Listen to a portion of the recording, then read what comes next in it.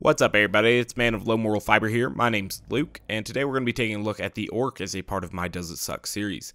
The Orc is a unique Bandit SMG awarded for completing round 5 of the Magic Circle of Slaughter in the Tiny Tina's Assault on Dragon Keep DLC. This is a weapon that has very similar stats to a standard purple Bandit SMG. It has slightly decreased damage and reload speed in exchange for a slightly higher accuracy and magazine size. Now this particular weapon, it does have a special effect. Oh, we're actually getting it now, or we were getting it for just a second there that you saw, where every certain amount of shots, it will go ahead and activate this special ability where you gain what seems to be increased projectile speed, increased projectiles because things start splitting off from the main projectile, and the ability for shots to ricochet. I've noticed that sometimes reloading triggers it, and now it's triggered, so you can see how I had the increased reload speed there as well. And so when you're getting that, it's actually very effective in the very limited testing that I've done with it. And so we'll go ahead and get started here. I am going to be using a legendary cat mod, which will obviously increase SMG gun damage by quite a bit in exchange for lowering the accuracy a little bit, and obviously it boosts several skills that we are spec'd into as well. And so we'll see how we do here. I got my Slag Pimpernel and also Ruin for slagging, so we should be fine on that regard.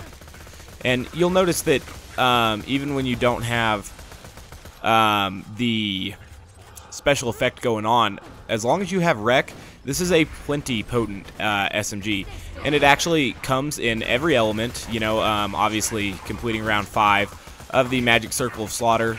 I think that might be, no, I don't think that's repeatable. So it's kind of a chore, you know, to get multiple of these, I would say, but you definitely could. It's probably one of the harder quest rewards to acquire, being that obviously that particular set of quests is some of the most difficult stuff to do in the game, I would say.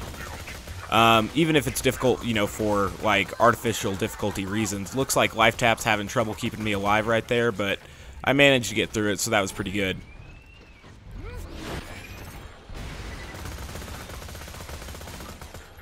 Awesome. Sometimes I think the special ability is activating, but it's really just chain reaction going on, so I don't know.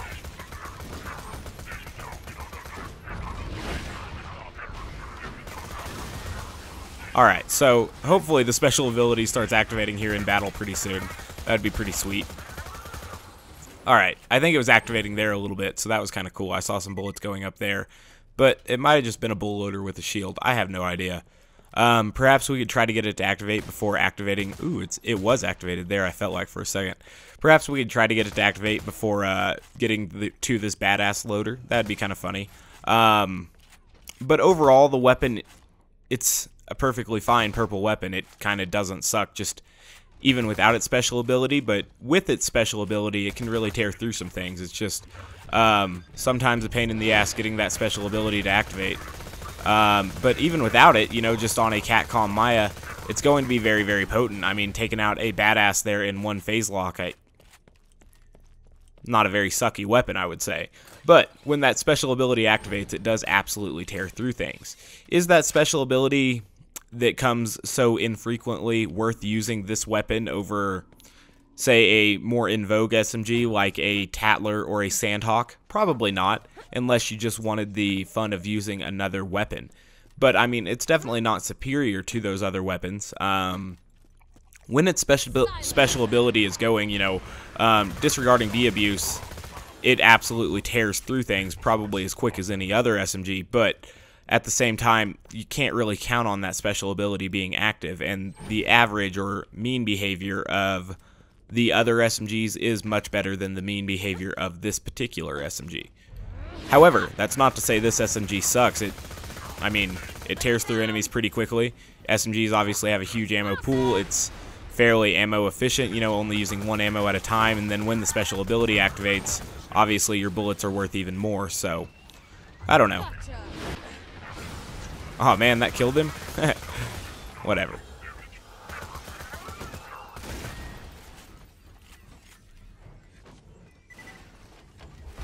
I'll just blow up that barrel there just in case. Obviously, as Maya, we're somewhat less vulnerable to barrels than we are with Zero, but still need to watch out for them, I guess.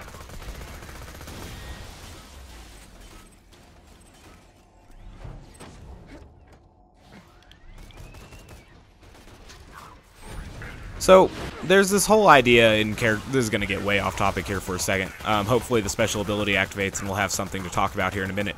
But there's this whole idea that characters need to be specialized in different things in Borderlands. Like, that we need to have a support character like Maya. And I like Maya, don't get me wrong. Ooh, the special ability was active there. Ah, it didn't activate for very long. He was so far away. But there's an idea that, you know, like, some characters like Zero need something huge for damage scaling, and because they're a glass tank character, and then Maya just needs to be healing, and it's okay that Maya doesn't have as many raid boss options as Zero and stuff.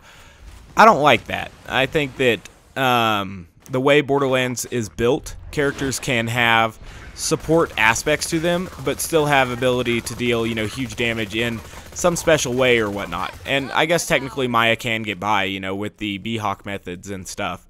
But it would be better if she had something similar to Critical Ascension in some way, you know, that required a pretty high amount of attention to detail and precision to keep going, but that would allow her to scale her SMG damage even higher so that she maybe wouldn't have to rely on the B-Hawk. I don't know. Like, obviously, the way Salvador's built, he is kind of invincible, so he's kind of hard to base character design off of. If everything was Salvador, that would be wrong. But I think, I don't know, I just wish Maya was better at single enemy combat, single combat against a big enemy. Like, hell, her action skill doesn't even work against them for the most part. You know, it can slag them, but you don't get any of the other boosts that she relies on, like wreck and stuff. I just think that's kind of sad. But back to the point here, the weapon functions plenty fine. That special ability doesn't activate enough for me to truly like it. Like, it's activating right now, so that's kind of cool, but you know, it was at an inopportune time there where I didn't have phase lock active for very long, and just wasn't the best situation for me. But that's how it goes with this weapon sometimes. You know, you just can't really count on that ability to be happening all the time. Needed some life right there. That's why I always like having a transfusion grenade for backup. Not only is it an effective slagging tool, which for my characters that don't boost grenade damage is about as much as I can ask for a grenade sometimes, but they also heal, so pretty good. I don't understand why, with it being a Malawan grenade, sometimes it doesn't slag enemies, because that's always aggravating. Way to go, Sweet Release. Even though I have other ways to get healing, that transfusion is sometimes very, very helpful. Alright. Again, you know, this weapon, perfectly functional as an SMG.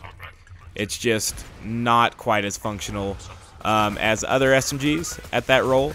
But when its special ability activates, you know, at the right time, which hasn't happened very often in this video, it absolutely destroys things. And so, I don't know, you just can't count on it to activate so very often and stuff. And because of that, I would say that its special ability really doesn't warrant its use, even though when its special ability is active, it really does tear through things. But as you saw in this video, I had trouble getting it to activate at opportune times, and there's nothing you can really do to make that happen. I guess maybe you could spam reload, fire reload before you run into an area, but I'm not even sure how effective that would truly be.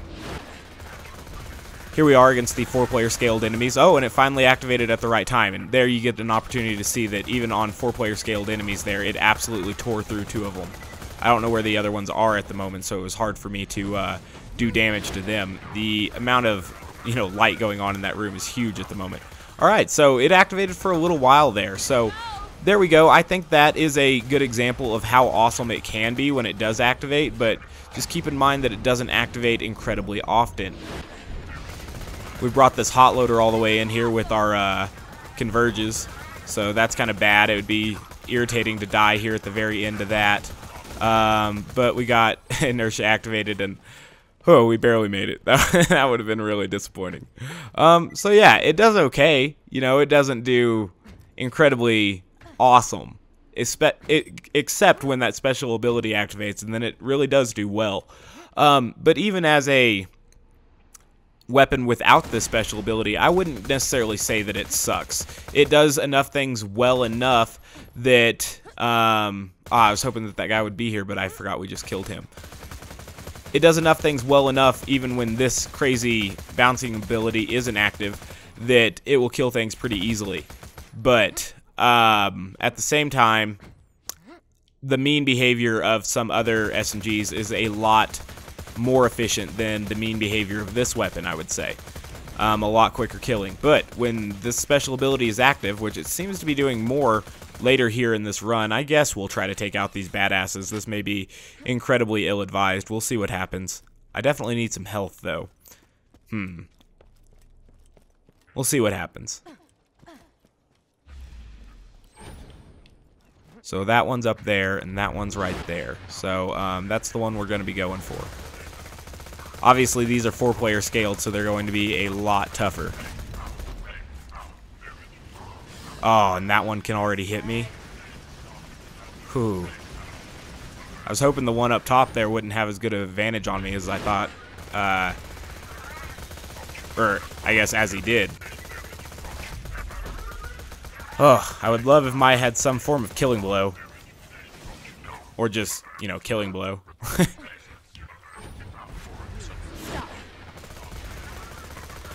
And, like, even though Maya has a comm for SMGs, she doesn't really have any skills specifically for SMGs. Like, Zero has skills specifically for snipers, you know what I'm saying?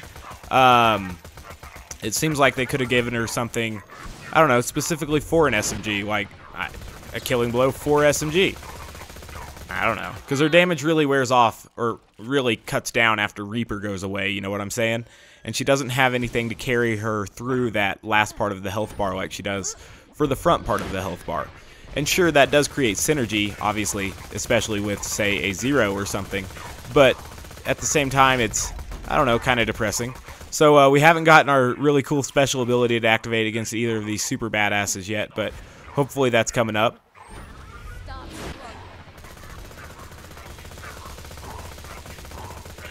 I can't find their critical hits very well either right now. Alright.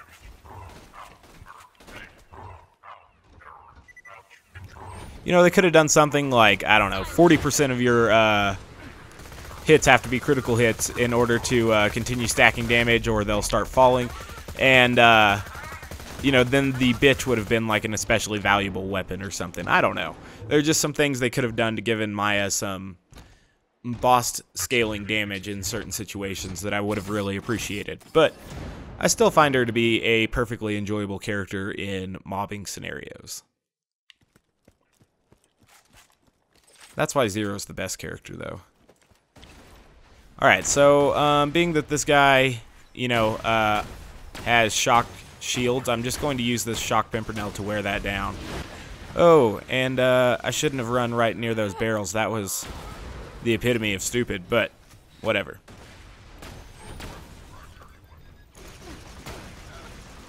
After this, I'm going to switch to the Orc and really wear into his health bar. Okay, cool. Out of habit, I immediately switched to the Pimpernel. That was dumb. I don't know if we're going to have enough ammo to take this guy out, to be completely honest with you. Ooh, special ability. Active. If only we could get Wreck right now, too. See, we could Wreck Pervy, but we can't Wreck Hurley because the skill Wreck doesn't activate. And I don't know why they wanted to gimp her so bad against bosses. They could have done something. Something better. Oh, it's going to take forever to kill this thing. Ah, there we go. Special ability. Maybe we can get it done in the next 160 rounds. Ah, not quite. Not quite. Maybe, though. We might still win it. Awesome. That was pretty stupid. Okay. There's like 2 enemies left in here. Who knows how much ammo we'll have. We should open at least a couple boxes. This box. Perfect. We've come this far. We might as well finish it out. Gotcha. Again, back kind of to the point or origin of this video, which went a little off topic.